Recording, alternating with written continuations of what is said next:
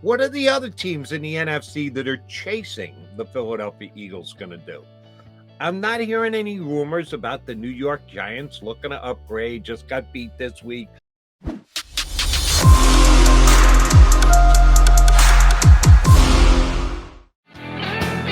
got McMullen and McDonald, your Mac and Mac guys here on Birds 365.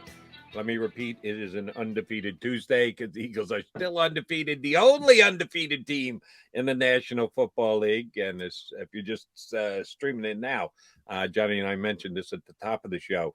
Both of us watched a little Monday Night Football last night since the Eagles were rained out. We got to watch the team that represented the AFC after scoring 35. What did they score the week before against Atlanta? I know it was at least 35. Might have been 40 something. Yeah, it was a lot. Burrow had over 300 yards in the first half. Yeah, he went nuts. Yeah. You take one key guy out of the lineup, and all of a sudden the Bengal offense looked very pedestrian last night, and they get beat by the Browns. Teams have games like that you just don't see them coming. You don't, after the fact, have necessarily an explanation for it. The Eagles don't do that. They just find a way to win every single week. They haven't had a game where you say, all right, yeah, but they're still good. All right, they let this one slip away. No, none. 7-0. Have not done that yet this year. They scored 35, Jody, and Joe Burrow threw for 481 and 3 touchdowns. Jamar Chase 8 for 130 and 2 touchdowns. And, when it's guys like Jason, you see it with A.J. Brown, it's not even what they do. It's what they do for the other people, because Higgins had 8 for 155. They're so attentive to A.J. Brown. You see it. And Dallas Goedert, by the way, as well, if you saw the Zach Pascal touchdown, that was all Dallas Goedert. Now, Shane Steichen deserves credit, too, because they ran that exact play early in the game, the tight end screen, and Zach Pascal blocked for Dallas Goedert, and it was the same player. It was Terrell Edmonds of Pittsburgh. So it's in his mind. Oh, he sees the exact same play later in the game. Here comes Zach Pascal to block. Jalen Hurts pumps the football. Everybody jumps on Dallas Goedert because they think he's getting the football, go make a play. And Zach Pascal's by himself waltzing down the sideline. So the impact of certain players on other players, trust me, if Dallas Goedert's not on the field and it's Jack Stoll and they're running that play, not going to work. And that's the A.J. Browns of the world, the Jamar Chases of the world. And I know some guys will hate to hear this, Philadelphia Eagle fans. Romo kind of called that play before it happened. You guys might not have heard it because you're in the broadcast. Yeah, he's very good with that stuff. He talked about the fact that the Eagles were doing exactly what they wanted.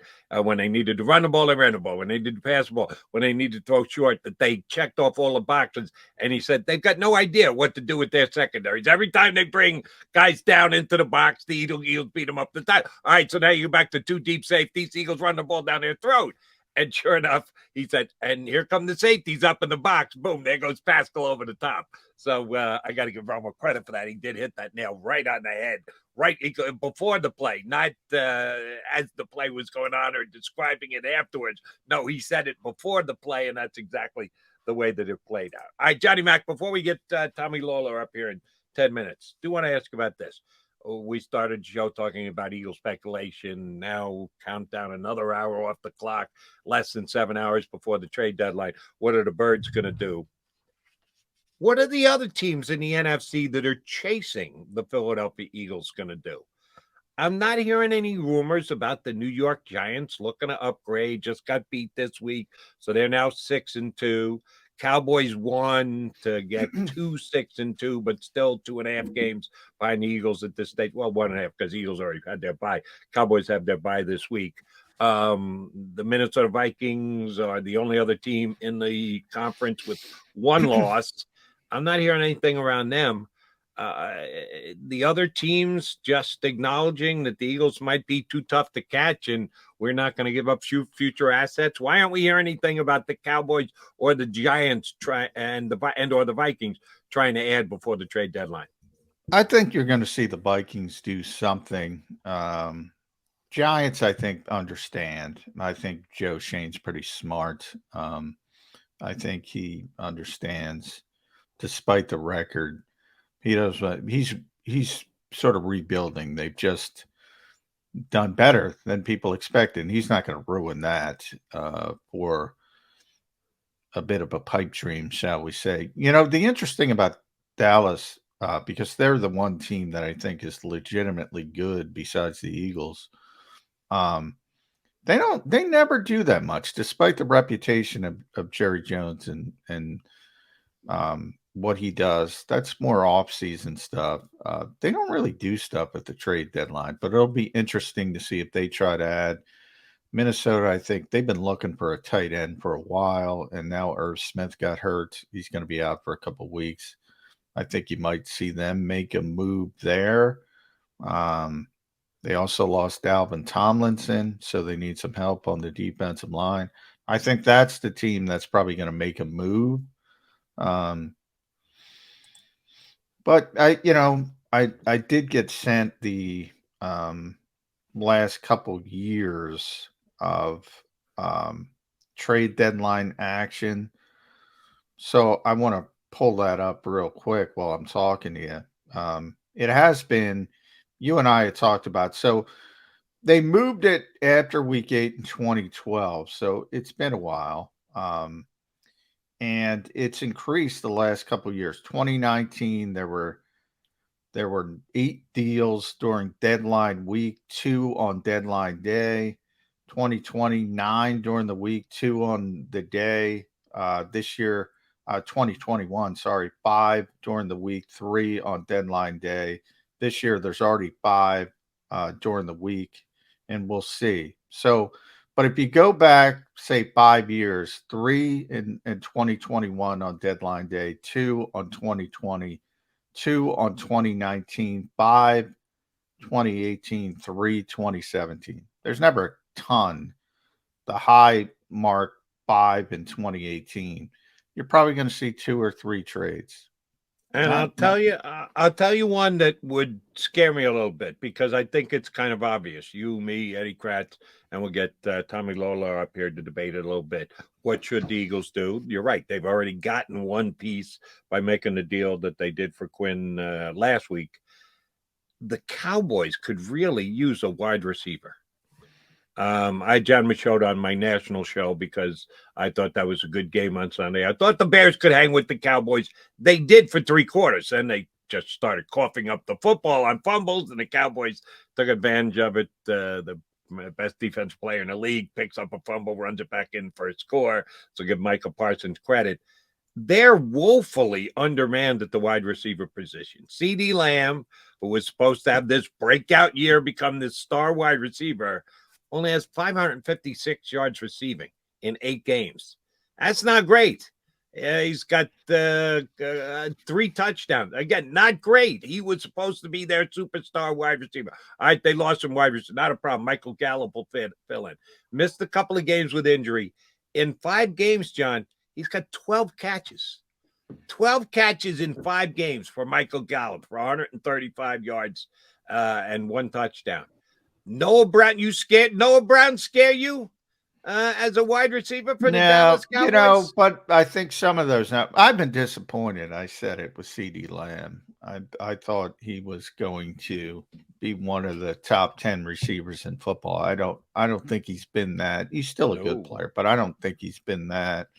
And part of that, I mean, look, when Cooper Rush was out there, the numbers are going to be down.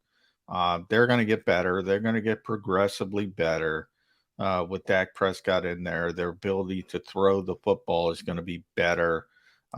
So the numbers, but I'm not concerned about the numbers. I'm concerned about winning games. Like a lot of times we talk about it all the time, if you throw for 300 yards in this league, that indicates you need to throw, and that's not always the best thing. when you're talking about winning football games. So to me, Dallas is about the same with the Eagles. Complementary football. They have a very good defense, very good defensive coordinator. Um, if Dak Prescott is playing at a high level, they're going to be good. So I'm not concerned with the numbers, but they got to get better. And CD Lamb specifically has to get better. If he starts playing like he's supposed to, I think they're fine. But I don't know if that's going to happen. It hasn't happened yet. Yeah, but see, I would say the Cowboys' need for a wide receiver is more glaring than any need the Philadelphia Eagles had, including one that they've already filled by getting a defensive edge pass rusher. I would Well, say I they think got all a the bigger Eagles, need than anything. I Eagles mean, have. and I think that talks to the Eagles. The Eagles are the best team in the NFC, and the Eagles are right there with Buffalo and Kansas City as the best team in football. The Eagles don't have a lot of needs. I mean, and most of their needs are luxury. We're talking about Robert Quinn. He's a fourth pass rusher. He's in the Derek Barnett role. We're talking about a backup running back. We're talking about a backup safety, a backup corner. Now, the problem is, and this is football, we said at the beginning of the show, any week, somebody can go down. And if the wrong guy goes down, everything changes. Everything changes dramatically. But you can't have everything. You can't have depth. You can't have all stars as depth at every position. It doesn't work that way. So that's where, and coaches hate this term, but that's where luck comes into it. And that's why I think Andy Reid's philosophy has always been the best philosophy. You build yourself up for sustained success, so you're in the dance every year. And if you're in the dance every year, eventually the stars are going to align and you're going to make a run and you're going to be healthier than other teams. That's the way you should do it. But there's luck involved, Jody. Make no mistake. Even when you're good, there's luck involved. My point is, if you're Stephen Jones and I'm Jerry Jones, and Jerry is allowing Stephen to make calls around the league, and Stephen says to Jerry, yeah, no value out there, what teams are asking for. No, we're good. If I'm Jerry Jones going, we're good. The Eagles aren't. The Eagles are upgrading, but we're good. You sure about that, Steven? You sure you want to take over the general manager job for me? Give me that phone. Let me see if I can upgrade this roster. Jerry, that's why I bring up Jerry does not have a history of doing a ton of stuff at the trade deadline. And how many Super Bowls have the Cowboys won in the last 2.5 decades? Maybe they should not a lot. Maybe they should rethink their process, is what I'm saying. All right, quickie timeout coming. McMullen and McDonald here with you. Tommy Lawler's checking in next from EaglesBlitz.com. Keep it here on Birds 365.